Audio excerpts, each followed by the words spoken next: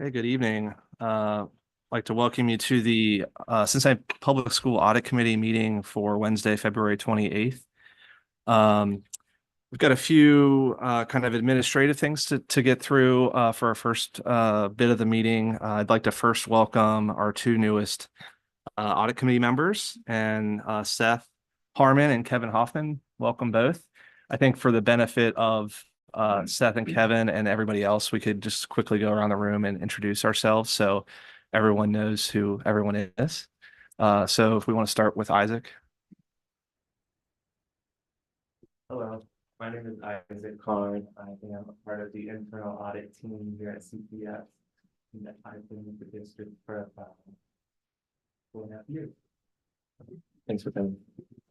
And I'm Emma Mueller. I am the internal audit supervisor, and I've been with the district for about 2.5. Yeah. Hi, everyone. Lauren Roberts, and I'm the Chief Audit Executive. Paul Kitzmiller, head of finance at Madtree, proud parent of 3 CPS kids. This is my second year on the board, so it's fun. Jim Crossett. I'm a Chief Financial Officer at Mesa Industries. I'm a CPS alumni, and I've been on the audit committee for a long time. I'm Clarice Warner. I am a healthcare compliance consultant and audit committee member. I've been here for not as long as Jim and I, but for a while. I'm Dan Holdhouse. I'm the audit committee chair. I'm a CPA. I've been on the audit committee not as long as Jim, but probably 10 plus years. This is my second year as chair, so welcome. I'm Liz Guttridge. I am a CPA and a CPS parent and alumni, and I've been on the audit committee since 2020, I think. My name is David Foote. I'm a CPA also. I'm an internal audit consultant at Bon Secours Mercy Health, and I've been on this committee for a long time. So I am amazed at how you guys are like, my name is, and it's just so blah. Gosh, you guys are supposed to be excited that you're on this audit committee. I'm excited that you're here. My name is Dr. Kareem Moffitt. I am a CPS board member.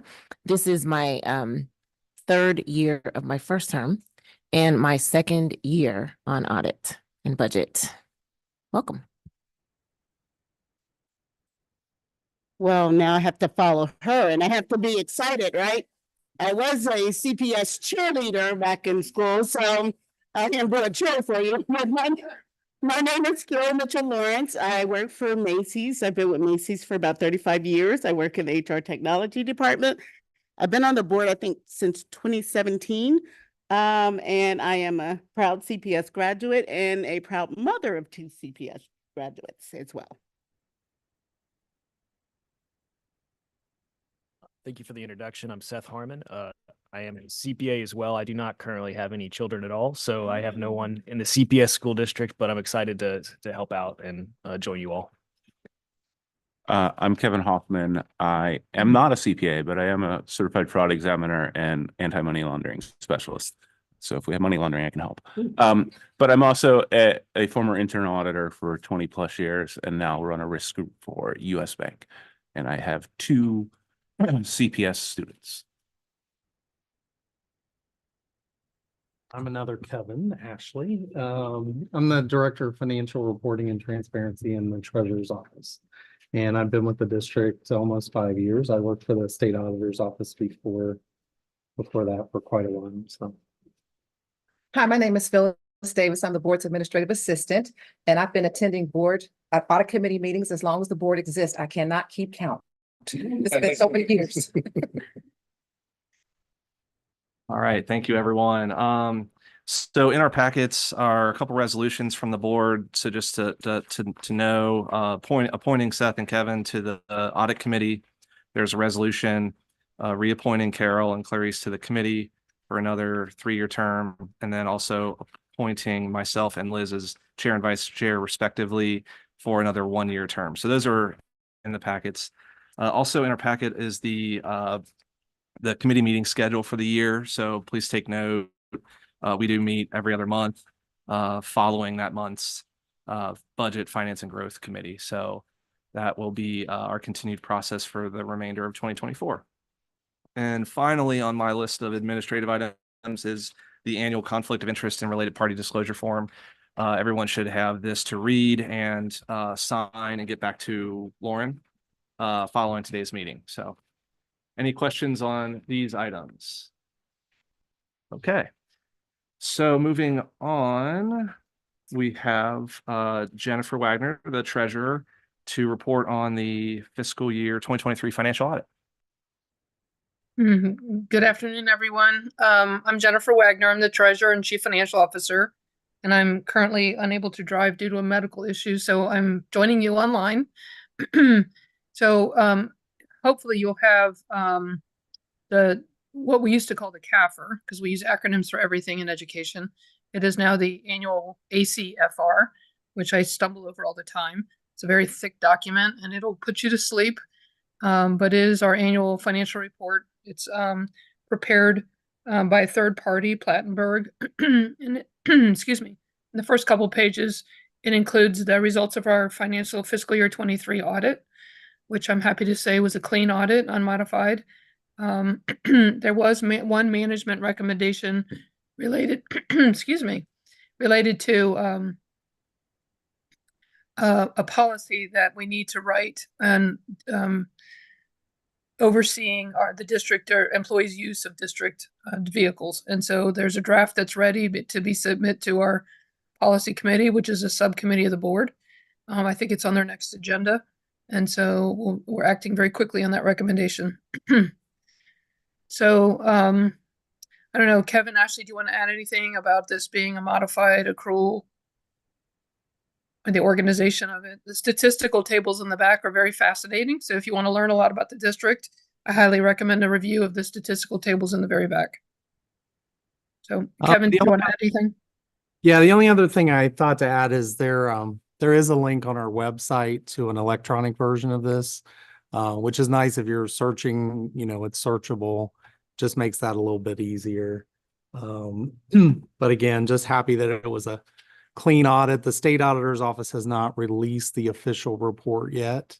They typically do that by the end of March. There's a 9-month timeline with single audits, federal single audits. So I would expect they probably won't release it till the end of March. But this part is public because we have the opinion on the financial statements and that piece is done. So that's all I would have. Thank you. Unless you actually any questions. Probably did want me to talk a little bit about the fact that it is modified accrual. School districts operate on a cash basis. So pretty much everything we do day to day is cash basis. But at the end of the year, we do the accruals for this reporting that's required by the state. All school districts are required to do GAAP reporting. Some of them don't. They take a fine and they choose not to do it. But most of them, do. We do the extra step of the annual comprehensive financial report. And the district has received the award for that over the last 20 years, I believe. So that's something to be proud of, I think. I feel like the administrative team does a really good job at CPS of making sure we meet the standards for that. So, and he's being very humble because Kevin does all that work to coordinate it all. So kudos to Kevin. Thank you. Thank you.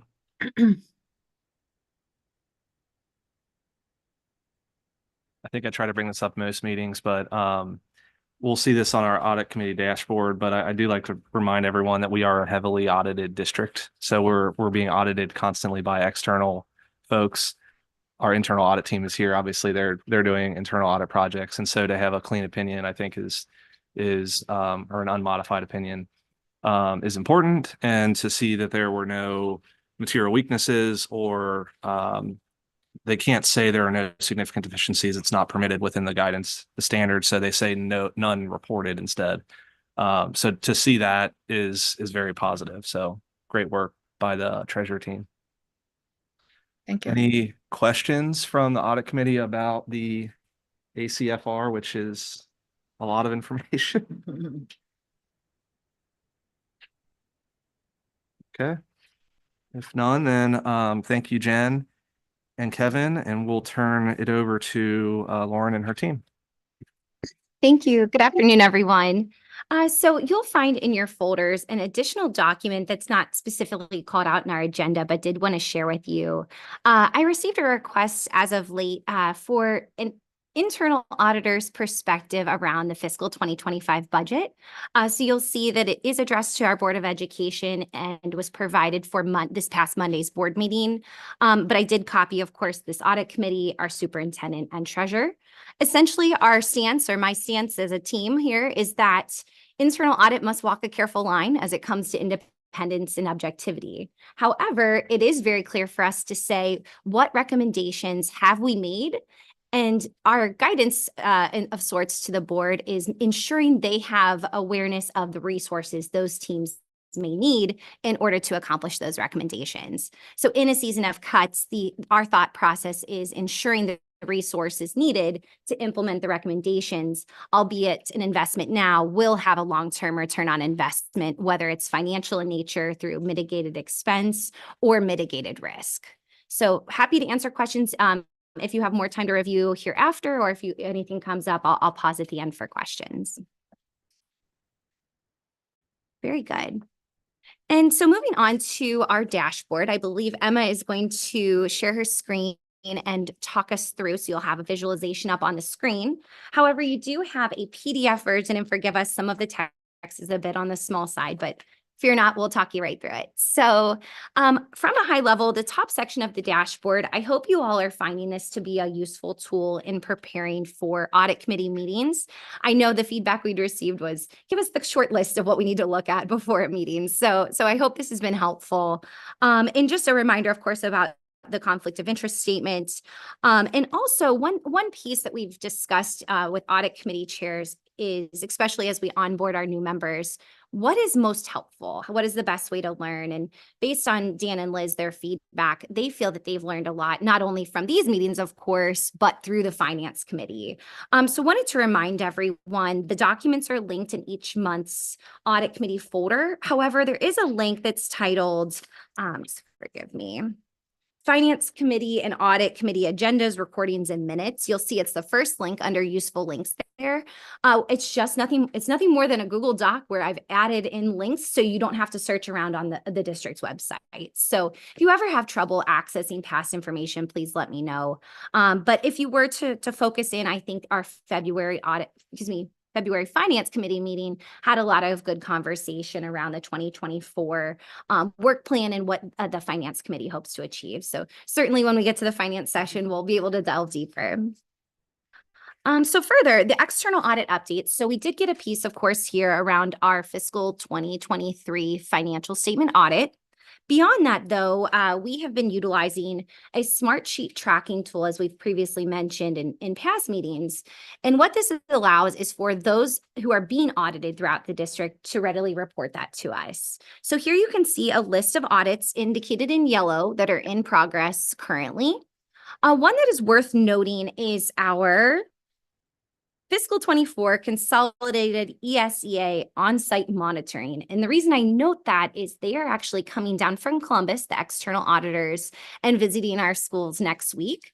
So as we think through district involvement, I think there is quite a long spreadsheet of who's coordinating what at all the school sites. And we have talked with our new grants manager and asked her preemptively if she could come once she gets through some of these big audits and share more information about what this entails, how the process works, and what these audits really look for. Certainly letting the subject matter experts cover that. However, in kind of transitioning, I should say, to our fiscal 2024 internal audit plan. So Seth and Kevin, you're joining us in the middle of a fiscal year, but hopefully we can give you an overview of where we've come and where we're headed. So in comparison, this document here is a summary, or chart, I should say, is a summary of tasks that are open versus those that are completed. So what we see is, compared to December, we had 20% of our tasks complete, whereas now we're at 42% completion. And the thing I'll remind everyone is that when we build these project plans, they start with, 5 simple tasks that then as we get into the audit become 100 simple tasks or 500 simple tasks. So it kind of goes backwards before it goes forward, so to speak. But just for context, what this means, we've completed 122 of our tasks, and right now we have 170 open. So open means in progress or not yet started. So we're making great progress, and I will let Emma talk through each of the specific areas, but just from an overall sense, I'm confident we are headed towards successful completion of the plan. Yeah, and so since we've kind of had the dashboard for the past few audit committees, I'll quickly just go through our overall project status for each of our audits. For donations, crowdfunding, and fundraising, you'll notice that completion has rose a bit, but the majority of what's left is with management at this point. And then there will be 2 policies that will go to policy committee in March. And then once they're through policy committee, they'll go to the board. So we'll update this area once we kind of get more coverage there, but you'll see the planning phase, the field work phase, and then the completion and reporting. Our continuous auditing and our school audits is most notably where the most progress has been made since the last audit committee meeting. So with our continuous auditing, that consists of overtime, employee reimbursements, security and badging, and then our P card. We've gone through the majority of Q1 and Q2 with those being completed with the exception of security and badging, since that process is mostly in progress for our prior audit recommendations. Isaac's been working with them really closely to figure out how we can go forward and audit that area. So hopefully within the next 2 months until we see you guys again, it'll get even closer to completion. The next area to look at is school audits. So within the last few weeks, we've been to 2 out of the 3 schools that we've selected. We have learned a ton. So with that, we have our last school audit next week. We're hoping from then we'll document kind of everything we have up. And the thing that we're focusing on is how do we go about auditing these schools when they're such different schools? When you're looking at high schools and elementary schools, and then some schools have all kinds of students within them. Our biggest question is, can we consistently audit these schools in a very consistent manner, or will it have to be kind of different dependent on what school we're looking at? So we're hoping at the end of that, we'll be able to present you kind of with a plan going forward and get your feedback. But the school audits have been going very well. Everyone at the school level has worked with us wonderfully, and I cannot say enough for the principals and the teachers that we've talked to. It gives us a very different perspective that I think we didn't really appreciate before. So moving forward, our future priorities, which will entail the IIA standards compliance. So those are a new set of standards that we are going to now document and embed in our auditing going forward. The IT work we still have left to do in our organizational risk matrix. Those items kind of have been put on the back burner while we're doing our continuous auditing, finishing that up, and then finishing our school audits up. So within the next coming months, we're hoping to get those completed and then provide you guys a timeline of what those more so internal audits of ourselves are going to look like. So I think that is all the progress that we've made within these areas. Isaac will go over the status of past recommendations with what management has provided him. Thank you. And just as a heads up, this first visual here relates to launching this new dashboard and the new methodology around receiving updates from management. So that's I know we kind of launched this and implemented it on the first half of the fiscal year. So a lot of the incomplete items here relate to, the regular reporting at the audit committee meeting. So then for this piece and below, these relate to all of the updates that we receive from management around the status of past recommendations. And so there's a few different visuals from here to the bottom of the dashboard. But this first one relates to the overall status of those recommendations by fiscal year. And so overall, management has been really collaborative and has been really great about meeting our deadlines. And I feel like they're taking our recommendations a lot more serious than they ever have before. Um, Probably because they received so many reminders from me. They're automated though, so not too much work for me. Um, yeah, it's been great. And as we've gone through this fiscal year, we've even kind of seen the more detail that they're putting into their responses, which is really cool. And kind of going beyond what we're asking for and really using it internally for their own department. Um, so all of the recommendations are progressing.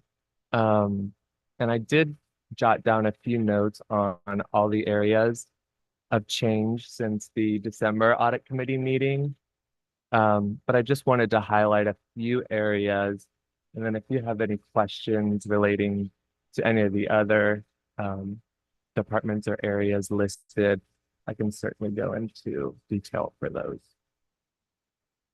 So the first area that we wanted to highlight relates to the procurement card process. And so this is actually included in our continuous auditing this year. I know that the Treasurer's Office has recently developed and is now implementing a more detailed and firm escalation plan. And this is to address the ongoing struggles of district cardholders to submit their receipts and documentation in a timely manner. And so this should really improve the efficiency with documenting and getting through all of the transactions as one person does it in the treasurer's office. So it's a lot of work. So hopefully now she won't have to kind of chase down on all the documents that she's missing and whatnot. So that relates to the P card piece. The next area is around benefits. Benefits has elected a third-party vendor beneficious, and it was approved by the board. And they will begin July 1st of 2024, and they will be assisting the benefits department with implementing standard operating procedures, and overall assisting them with all of the areas that we had mentioned, as well as anything that they need help with internally. The benefits data analyst was hired internally in December. And I believe that was mentioned in the memo that we put out in December that had detail around all of these numbers and whatnot. But internal audit has met with him, and we have began transferring details around all of the struggles we found in our audit, and then everything that we found in the follow-up audit. We have they've been able to kind of transfer that knowledge to him, which has been great.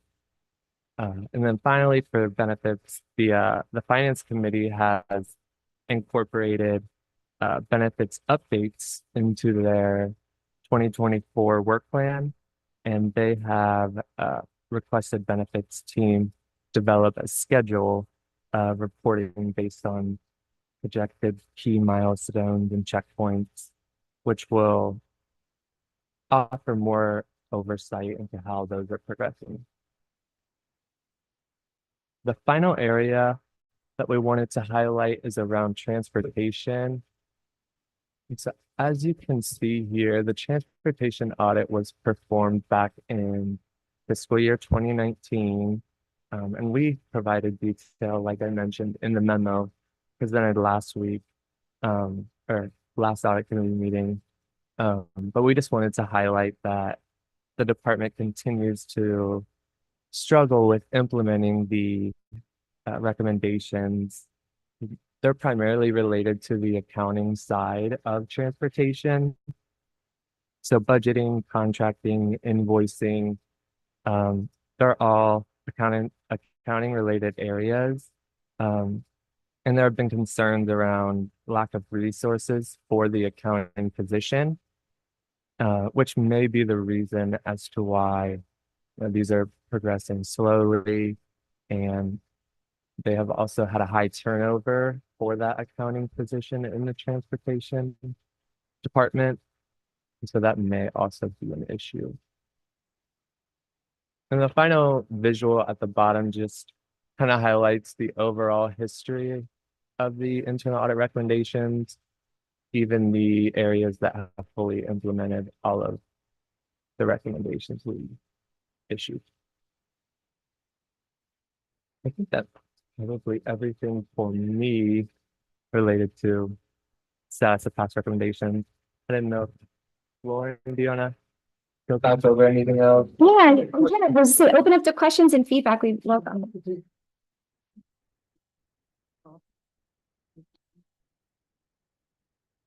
That's actually a great question. So they actually, Emma may be able to provide more insight, but I don't believe it's very manual. And so one person essentially receives all of the ENC statements from all 130 cardholders. 300.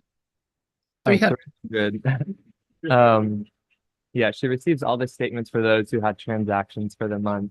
And she essentially has to reconcile all the receipts she receives to all of the transactions and make sure they kind of abide by all of the state laws for, spending and whatnot. So would there be an opportunity to automate that or look at some software that makes that more efficient and more accurate or ease of use? Yeah, so Is that already in your recommendation? I can answer that. So this is Jennifer again. So yeah, so Carol Smith is her name, and she was doing everything through Excel spreadsheets. And so we've in the process of setting up there's a module in our financial ERP system that can help with this. And so they're about to go live in the next 30 days, I believe. And so they're making great progress. We just created new escalation routines so that those that are in non-compliance get communicated with, and progressive discipline goes a little bit faster than it used to. So I think we're actually starting to see the data change. We meet, our assistant treasurer and I meet with these teams every month to review progress, and they look at data. We have data dashboards that review a lot of this data. So we're taking it very seriously, and we're highlighting each. We created a process improvement team around each of these large buckets that apply to the treasurer's office. And we're starting to see some really positive changes. And so they're going to start reporting out at each finance committee meeting, one team per month. And so we're excited to celebrate their successes. Congratulations. Thank you. I have a question on the school audits. I guess, what schools were selected? How were they selected? Can you just elaborate a little bit on what is being audited? Yeah, absolutely. So believe it or not, the selection and the planning process may actually have taken us longer than the auditing itself. And I think that says how much effort and thought we put in jointly with management to say, how do we go about this work? And as Emma said before, that's really the goal this year, is how to audit a school. And then what we find is going to be kind of secondary at this point. So when we selected our schools, we wanted to get a good variety. So we looked and leaned on the superintendent's team. In conversations with them, they led us to schools that are highly effective in the work that they do. Our thought process was, we want to start in an area where we can learn from them. So that way, if we go out more broadly and happen to see challenges elsewhere, we know what to compare against as well. So the first school that was selected and we visited was Spencer Center for Gifted Students. It's a K-12 school, so it offered a wide variety of, like Emma alluded to, the offerings academically, extracurriculars, and so on and so forth. The next school that we selected was Roll Hill Elementary. We selected Roll Hill because it is a little on the smaller side, and from the guidance we received from the administration is smaller schools still must follow all of the requirements of your bigger schools, and you have less staff and support at times to do so. And then the final school we selected was Mount Airy. And Mount Airy is an elementary school with a a veteran principal who is very willing and interested in helping us as well. And so we sought out those who are really energetic about this project as well, to give us that clear, candid feedback. Because we've very willingly said, we all look at these processes as internal auditors and we're reading them. Show us the reality. Tell us what works, tell us what doesn't. Let us be your voice and we can kind of mesh those worlds or hopefully help bridge the worlds between central office processes and the real world, so to speak, at the school level. So in terms of things we've audited, we have evaluated financial processes, the receiving, and I'm going to ask the team to help me out, athletics, safety, security, password sharing. So the last one is around timekeeping. Timekeeping, yes, timekeeping as well. So we tried to select areas that are things we had familiarity with already, having audited them centrally. And if we can master this, we'll see, did we learn from these areas? Should we continue focusing on them? Are there things maybe after testing that weren't so informative? And perhaps over years, can we start to expand into other areas to audit? Our concern and focus in this work has been developing an audit program that's repeatable, customizable, and also to get a sense of how long does it take to audit a school. So we have a lot of schools, and if you start doing the math, if we audit 5 a year, it's going to be a lot of years before we get to all of them. So that's the balance we've been trying to strike. So that goes really to the how do we audit, and we hope to bring more refined information to the April meeting to share with you and seek your feedback. But hopefully that helps get your all's wheels turning too as to the type of feedback we might need.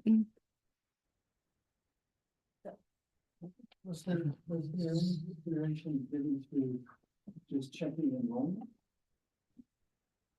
That is a great suggestion. And that's kind of our phase 2 thought process, is starting with the things we have more familiarity on. And then over time, adding in some areas that perhaps are maybe more student data or academic. It's just, of course, a fine line of what we include in that regard. But I think that's a great suggestion.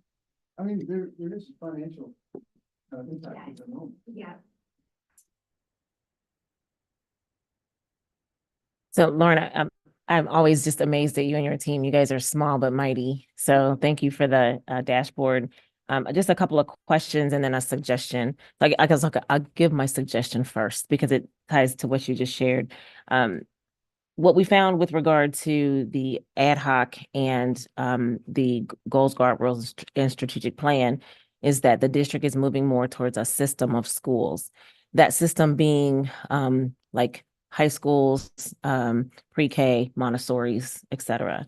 So I'm wondering if perhaps an audit could be done along that same continuum as a system of schools. So you have elementary schools, you have Montessori schools, you have magnet schools, you have high schools, even citywides, so that there may be the opportunity, while there may be 5 systems within the school district, there should be some continuity of how each of those schools underneath those systems work. So maybe that's a framework that you could utilize to audit when you get to that process of looking for that. I was just thinking, we talk about a system of schools with regard to goals, guardrails, and our strategic plan. So let's keep that flow. And we talked about that also in the audit committee around formally having our district move towards a system. I think the audit to be a system as well would be helpful, especially around the areas that you outlined, financial, receipt, athletics. Each of those schools has that capacity, whereas like Montessori may have a couple extra, but there should still be some consistency there.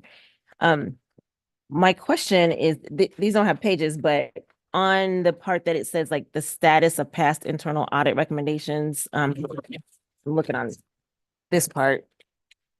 Is that the number of outstanding recommendations that you all have per year? So when I look at 2023, is that 42 that are outstanding? Is that a carryover with the 15 from last year, or is that 42 new ones?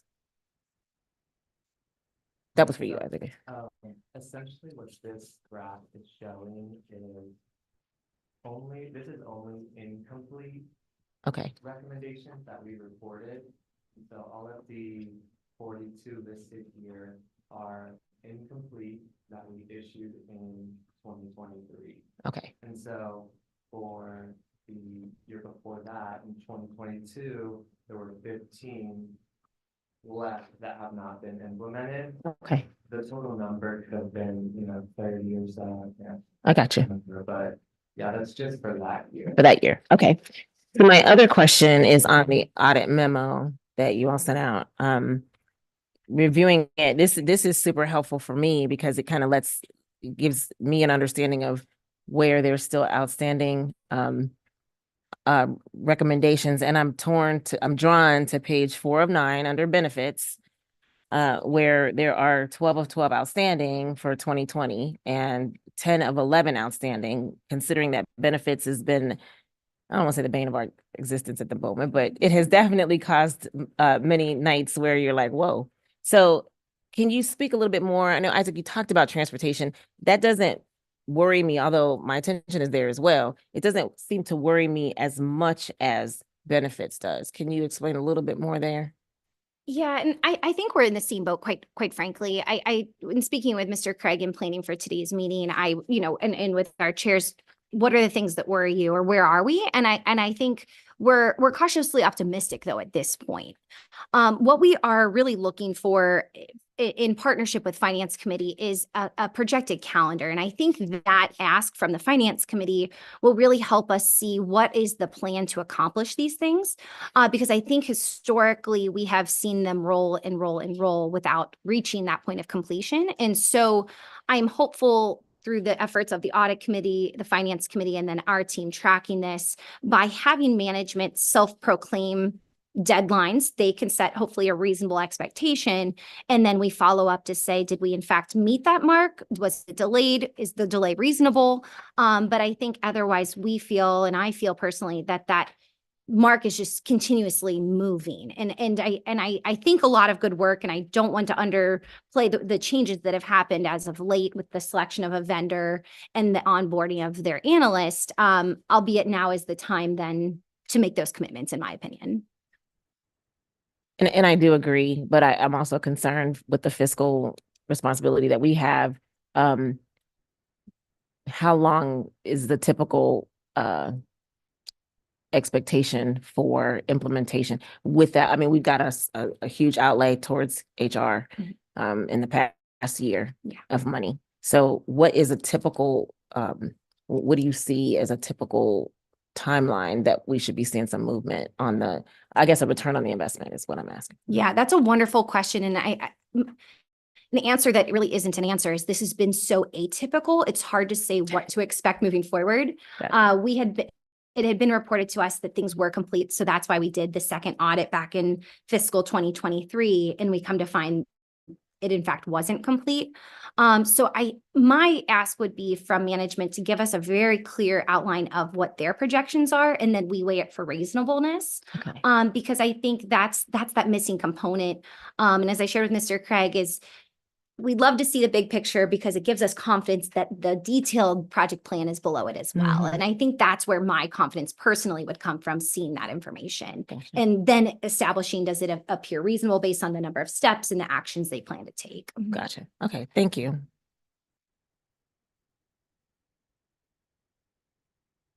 I have one question related to benefits.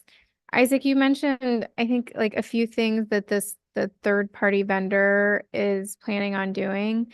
Can you just like maybe repeat those? Or what I heard is really more and consulting advisory. I kind of was expecting maybe that they would be purchasing like a product or someone to implement some of these things. So what is the role of that third party vendor? Do we know going to be?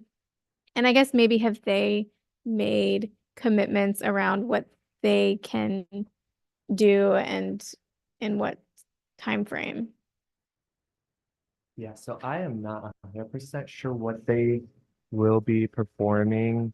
I do know that we were pretty clear about if you're going to use a third-party vendor, they already went down the route of a consulting-ish partnership. And we saw that, more hands-on maybe what they need. And so from the update that they provided, they mentioned that uh, I think a big piece will be like documentation retention for all eligible dependents and employees, and they're going to kind of house all of that piece and make sure that they have everything that's required. Then they also mentioned um, improving and documenting all of their standard operating procedures. And so from the update they provided, I'm leaning more towards they're going to be more hands-on and assisting with like actually producing outcomes rather than a consulting like partnership with them. Lauren and Emma can chime in. I know that they're also presenting to finance committee regularly as well. So I don't know if there is more detail from that side as well. If I'm not mistaken, the prior consulting relationship was under the former management team, was it not? So there's been a slight change. However, the person that's remained the same as our benefits manager and below, so his team has remained intact. However, the senior leadership in which they reported has changed.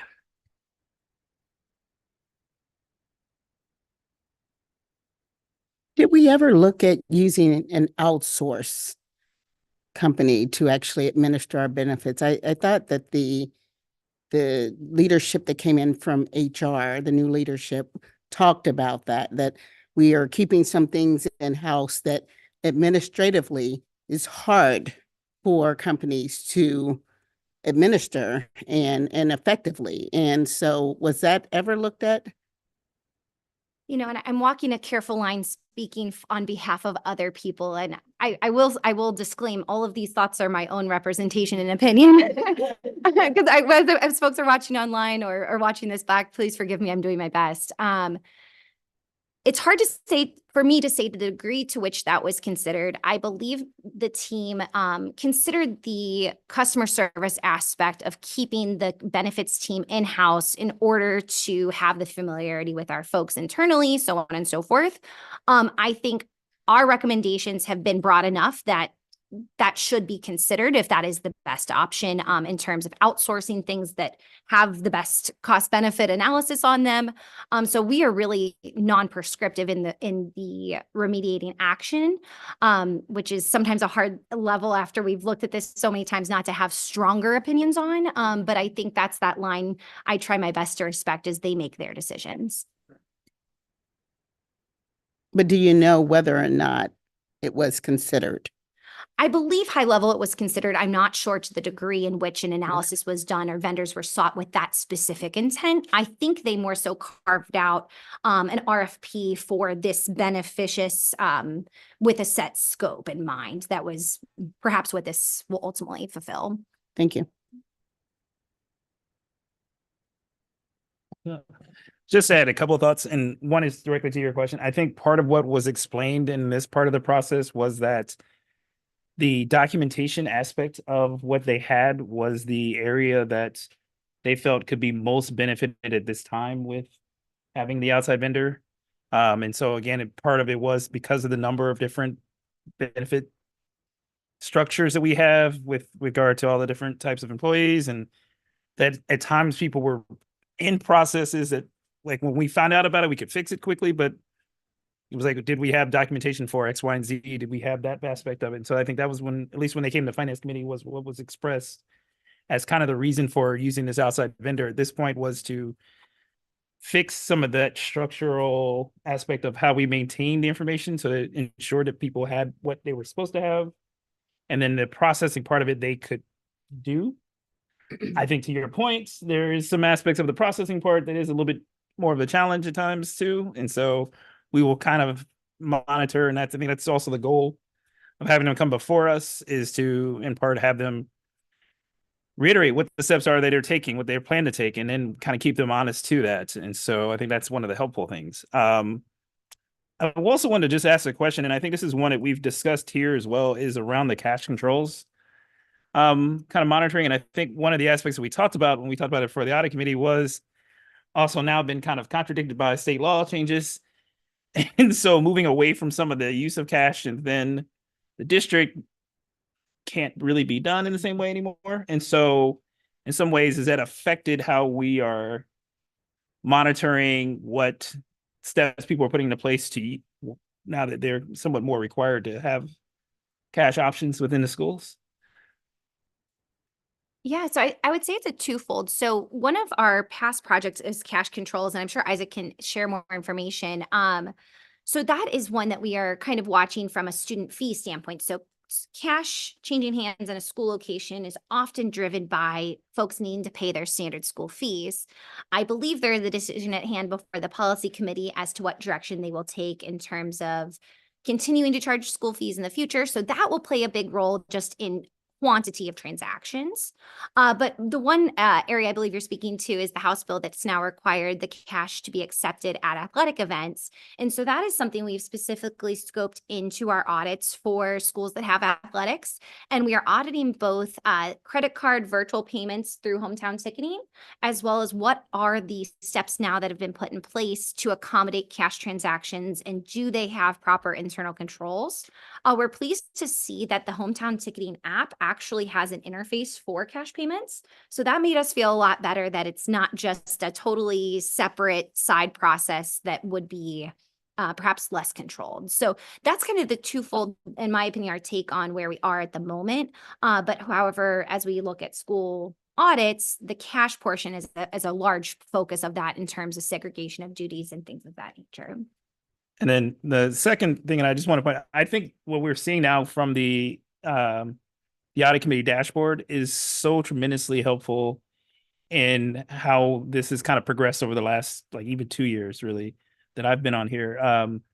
Because I think it's one thing to come in and you kind of see the list, and we would get the like full list of all the things that we're auditing, and we're kind of like trying to figure out, okay, so wait, where's that one there? Is that to now be able to look at the dashboard and see progress, and to be able to visually compare what we're seeing today versus what we saw last meeting versus what we would see the next meeting, is a great way also to show to our public that we are, as you mentioned, Chair, that we are probably more audited than most people realize. But that those things are having an effect on how we operate as a district. And I think that's going to be the conversation that, especially from the Finance Committee, that we're going to be trying to push with having folks come in to talk about the things we're doing, is to really show that we're not just doing this for the sake of doing it, but that we're doing it to get better. And so I think I really appreciate all the hard work you all are doing. I noted from the February Finance Committee meeting that there was some discussion of the QI projects that are getting rolled out, and I saw some overlap in the list of projects that, or the list of teams, I guess, with some of these recommendations. So it seems to me that there is, a real effort on management's part to address some of these things. And it sounds like they're trying to do that in a way that is like efficient and effective and, really thoughtful and purposeful, instead of, just like trying to tick the boxes. So yeah, I agree. I feel like just people knowing that someone is going to follow up is 90% of, accountability, I think. And having this, along with those QI teams seems really promising, that we'll see some major changes in this over the next 6 months or a year.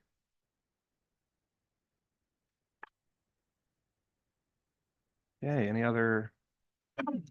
Yeah, quick question. And I mentioned this before, and I don't want to, I mean, Jim mentioned it earlier. This P card is the only open audit from 2018 that still has a lot of items.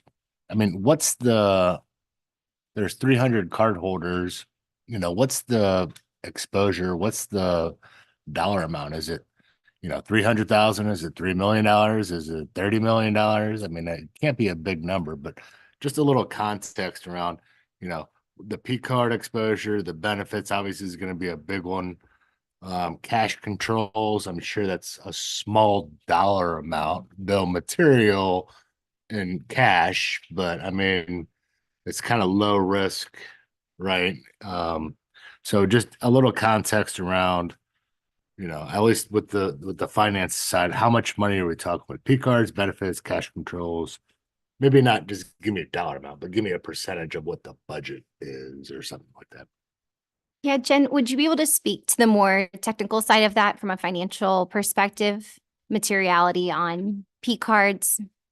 Off the top of my head, I don't want to state a value. The majority of card holders are kind of our facility guys who use it for gas, right? So that risk is pretty small, or they'll run and get like an emergency plumbing supply. The bigger risk is the people who travel. And it kind of ebbs and flows. There's a lot more travel over the summer months, obviously, from the school people. Off the top of my head, I'm afraid to quote anything. I probably knew it a couple years ago. Um, there's a couple departments that are involved in some recommendations, and they don't all report to me, so it's hard to keep that. But speaking to what Liz was saying earlier, now that we have all these teams reporting to us on a monthly basis, we're starting to see a lot more progress, right?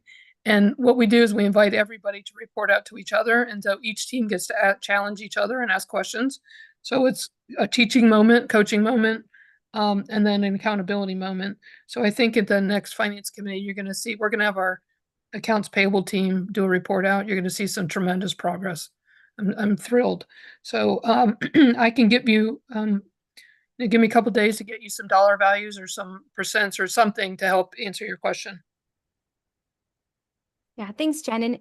And to give you a little more context, just around the P card, for example, we kind of view it as a twofold audit. And I guess I should first say the reason that a lot of those are still continuing on is we've audited, before I misquote, we've audited P card numerous times now, like fiscal 18. And the trouble is, I guess you could say, is every time we've re-audited, while they may have actually accomplished what the original audit said at the time, now the new version of is that they want to reopen those original recommendations because they want to, further improve. So I think that's part of the reason those look so aged. But what I was about to head down is it's kind of a twofold area. So the areas, as Jen mentioned, that report under the treasurer's office are more so on from the point of transaction on. So the reconciliation, the collection of documentation, the proper recording in the financial system. And then the other side of things are the setup of the card and the administration of the card itself, the allocation of cards to new cardholders, things of that nature. And that all lives with the purchasing department, who reports up to the chief operating officer. And so I believe a lot of these are, I guess I should say, in terms of what's in the purchasing department, they are now at a precipice of an RFP and deciding if there is a better procurement card system than the one that we currently have to offer things that may be more automated. And luckily, we've been a part of those conversations to say, please ensure that these new systems, new vendors offer solutions to what we're still carrying. And then, as mentioned before, the P card module and Business Plus will help a lot on the transaction side of things from reconciling and accounting. So I think it's one that with those changes, we should see a lot of movement. And risk-wise, I'm not worked up about it, but I don't know that it's an efficient process as it stands. As efficient as it could be, I should say. Yeah, most of the non-compliance data, and that's why I'm so excited to get this into the module, so we can start analyzing this data and looking for, what are the root causes. But most of the mistakes are people who overtip, they allow sales tax to be charged, or they lose their receipts. And so it's not that people are out there doing naughty things with their P card, it's just the documentation part, but we're getting better.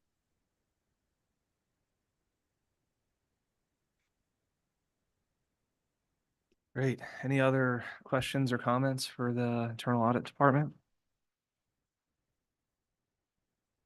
Okay, thank you. That was a great discussion. Look forward to more progress. I too like the dashboard.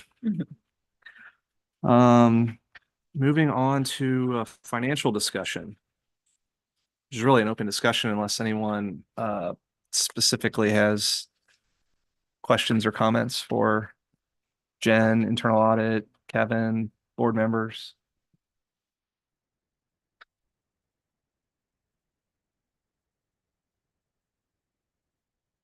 I just wanted to like reiterate a couple of things that have been mentioned, and I just wanted to make sure that we stress a little bit more on that. Is that I think one of the things we're doing with having the QI teams come up, and then having also just a review of certain things like the contracts that we did the last time around, that I think this committee felt was a very strong way of making sure that we're getting a good return on investment, is to review whether or not those key performance indicators are being met. Those type of things are all things that we're doing. Yes, to, you know, make sure we're being more efficient and being more effective with the use of dollars from the public, but also recognizing that going forward, there are challenges that are going to exist external to us, to how schools are funded, especially public schools are funded, especially our district is funded.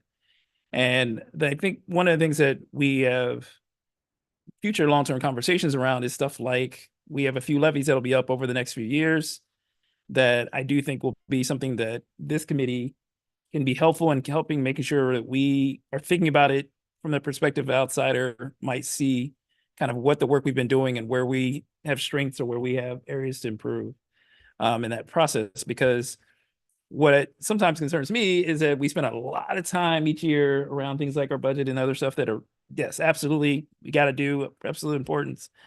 But we spend all the time with this stuff, right? And we spend so much time dealing with every part of that, that sometimes we don't also recognize and appreciate what is viewed at from the community as to what is really being heard, what is really being felt. Do these things tell you that we're doing better, right? And so I think, you know, again, that's why I liked a lot of what we talked about with how we're connecting different groups together to have the conversations around what they're doing to improve performance, what they're doing to improve their consistency and how we effectively and efficiently do things, thinking about how do we use P cards in the best way possible? How do we document that stuff in the best way possible? Thinking about benefits and how do we build both the system to gather information, but the system to administer the benefits in the right way. But I also wonder if that is really effective in how it shows the district is managing its resources in a way to the community. And so I think that's one of the things I appreciate from our conversations with the audit committee as to kind of that perspective at times.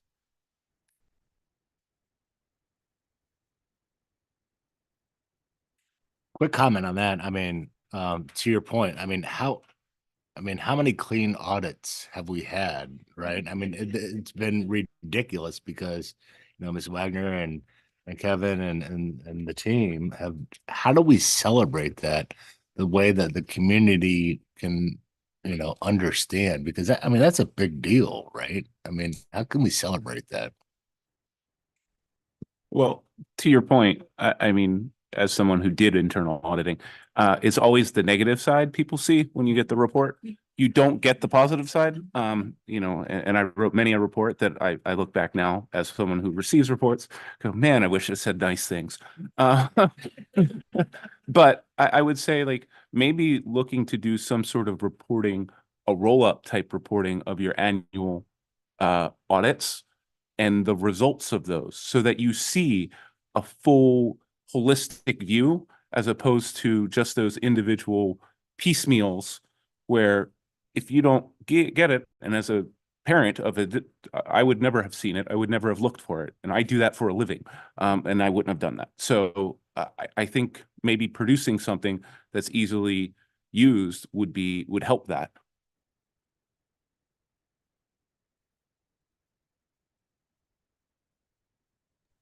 That's a great suggestion. My mind is rolling. I'm thinking of a financial town hall around financial compliance and, you know, something like that. But we'll certainly take that suggestion and run with it and come up with some ideas. I think the other side of it, and we've been talking about this for years, is quantifying the impact, whether it's in dollars or time saved, and trying to report on that. Because I think, you know, some of these areas, benefits probably is hopefully things get moving.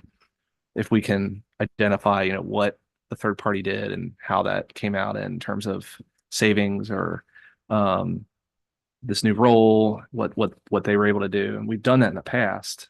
I think Jim and I were around. I don't know who else was, but when we were doing the charter schools, and that was a big deal. And I think, did find savings in what we recommended hiring someone, and then they were able to save the district money. And so it was a net positive. And so if we can identify that stuff, I think it makes what the team and everybody in this room is doing be able to be seen by the community.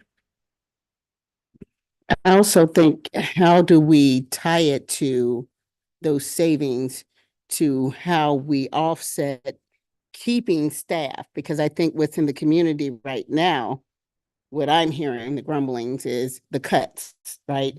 And where we're making the cuts. So how can we tie, we've saved by automation, efficiencies that has allowed us to be able to maintain, right? Because I think right now the struggle we're going to have with levies as a taxpayer in the community, right? Is how are we making sure that we focus on what's going on in the schools and maintaining those budgets there where we can, right? So I think it's going to be a struggle that someone needs to have a plan of action that gets started now, not 6 months before the levy is going to be here, that we start looking at those things in order for us to help. I agree with that. I'm hearing kind of the same types of conversations as the consolidation and or closure of school. And so there's big concerns around that. So to your point, getting in front of that early and often I think will help in letting that.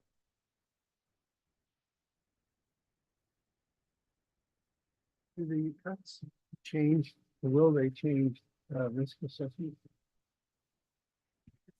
That's a really good point, and something as we progress into our operation or our organizational risk matrix, something we absolutely should keep our eye on and pulse on to ensure just the reverse kind of what we said, ensure we don't cut from these areas that need it, but ensuring there aren't unintended consequences. And if there are some of those things we see, flagging and making sure that we take action as needed. I think that's a really good suggestion. And I was just going to add back to the ROI conversation, because it's a conversation that we've started with our finance chair and our audit committee chairs, but I think just really worth briefly noting to the full group. So feedback we've received consistently, I believe, from the audit committee is ROI, because it really does tangibly show the return on the great work that's done through internal audit and the committee itself. It's twofold at this point in terms of looking at ROI from a financial perspective, as well as looking at ROI. Isaac shared this with us as a great concept, is reducing risk. So not only did this recommendation save us money, it also had the ability to reduce a risk of X occurring. So I think through this organizational risk matrix, we're developing and monitoring our risks on an ongoing basis. We should be able to capture that as well. The other thing I've shared with our chairs is the joint effort that would be needed in order for us to capture this data. And I think as we talk through the QI projects that are underway, the great work our contracts analyst is doing around measuring ROI, we have the players that I think we need in a lot of these projects. It's just us taking a joint effort and concerted approach to say, what does success look like as it specifically relates to the recommendations. So that is work that we're taking very seriously, and certainly hear you. And I think it's one that will be a sign of maturity also for the audit department. I think just tracking what's out there in terms of past recommendations is step one. And then step two is, okay, we hear you're doing X. Now, how are you measuring your success? So our hope is that becomes our next step. So I really appreciate that feedback and want to let you know where we are at the moment, and hopefully where we're headed. We'll keep you informed. Okay, any other business that anyone would like to bring forth?